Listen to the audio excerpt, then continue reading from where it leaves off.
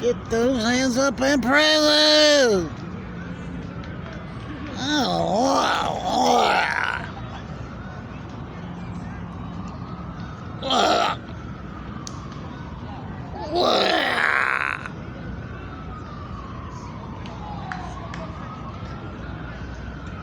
Mental Health Day today, and I think we can all tell right now why that's needed.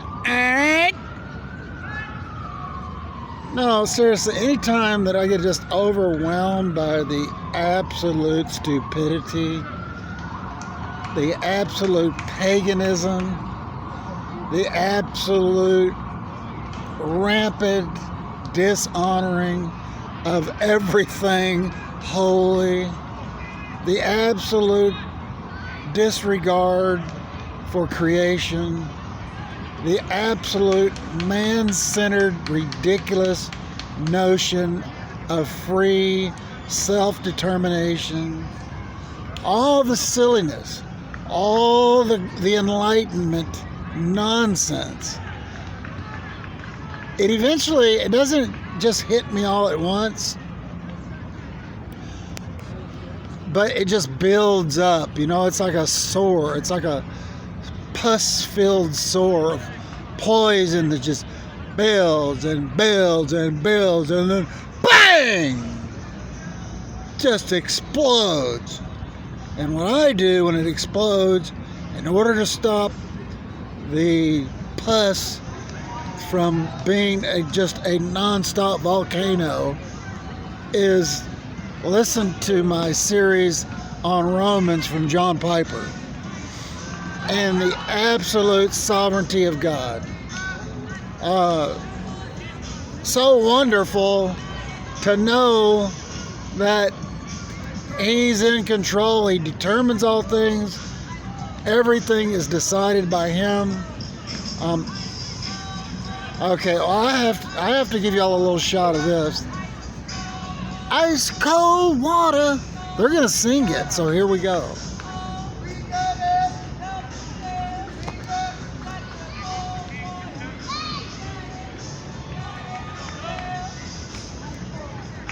Get the ice cold water. Come on, get it.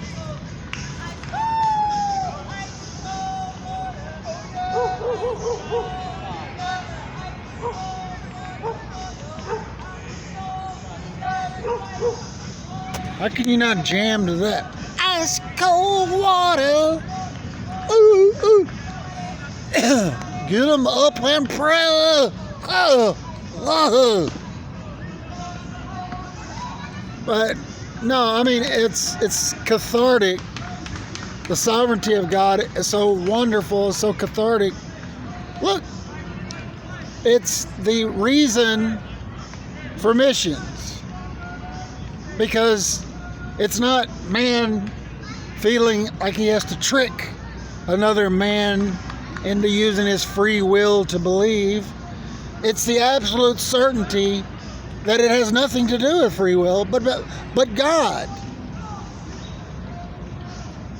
Assuredly, drawing in, making sure that the elect from every tribe and tongue and nation comes in.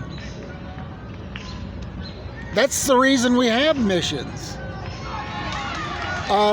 If you don't understand that, you don't understand Scripture, and just go to any church around you, and you will see all the members there absolutely absorbed in nothing. There may be a food pantry, but the long-term overall has nothing to do with the end. What's the end? And what is our contribution to the end of things? 99.9% of the people not only don't think about that, they don't know what the answer is. And worse than that, they don't even care. But the people that I like to listen to and are biblical, and they give biblical answers. The reason that you read so much about uh, the nations in the Old Testament and the coming of the Messiah in the New Testament and the book of Revelation and all the prophecies about the return of Christ and all the writings about Christ and Christ himself talking about the new heavens and the new earth. All of that is the end of things and our opportunity to participate in the end of things. But you ask 99.9% of people that are supposedly people of the book, as I said, absolutely no clue. Now, you could tell that they might have mental faculties where they, oh yeah, I heard about that, but don't get me involved in anything. I will, we can have a pleasant conversation, and then, 10, 15 years down the road, we'll put flowers on each other's grave, but don't look. I'm not involved. I'm comfortable. I've got my retirement. I've got plenty of locks for the house. Everything's cool here. Don't bother me with anything about God, okay? He's serving me right now. He's my cosmic bellhop. All right? If I'm going on a trip, I'll ring him up for safety reasons. Or if I need something, I'll call him in. But don't get me too involved. I only want to be as involved as much as it benefits me. Alright? But, that's not unusual. That's the way it's been forever until the reformers came along and understood Scripture and understood what our ultimate purpose is. And that's the reason you have only the Reformed Westminster type folks that understood what Christ taught, what the Scriptures taught about going to the nations.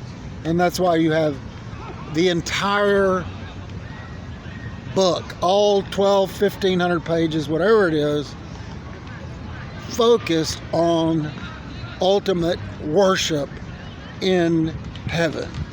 That's the ultimate goal. And if you don't realize that yet, watch this video about 200-300 times. Get them up, Papa! Oh!